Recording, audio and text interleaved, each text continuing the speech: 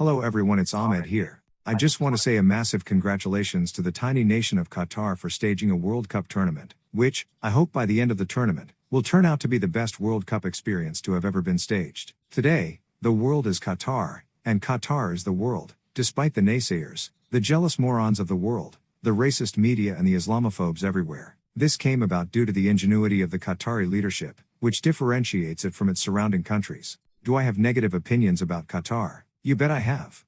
For starters, I'm anti-dictatorship wherever it exists, and Qatar is a dictatorship. It's an absolute monarchy, but it's one that invested the natural resources of its territories in its people and country. Qataris have been the richest people on the planet per capita up until a few years ago and are still the fourth richest. As a result, Qatar doesn't have many anti-regime dissidents who are either in jail or fled abroad. Do I think there are problems facing the migrant workers in Qatar? Absolutely.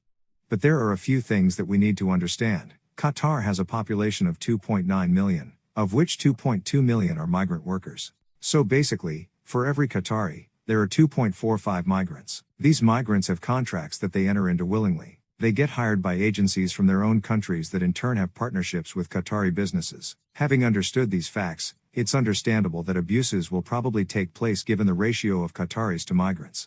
Understandably, the bureaucratic system won't be able to cope with all the issues, and it's going to be hard even for the government to stop all the abuses. Having said all of that, it's worth noting that the situation has improved a lot during the last 12 years since Qatar won the right to host the World Cup. The kafala system, which was a mechanism for this tiny nation to cope with this influx of people, has been abolished because it results in migrant abuses. Migrants have been given the right to take off during the hottest hours of the day so that they don't get exhausted. The International Labour Organization, which is a United Nations agency dedicated to advancing social and economic justice by setting international labor standards, visited Qatar, assessed the situation, and disproved all the misinformation spread by the Western media. It's claimed that 6,500 migrants out of the 2.2 million in Qatar have died since 2010. Remember, this number of deaths is not only for the migrants working in the World Cup venues, it's for the whole migrant population in Qatar.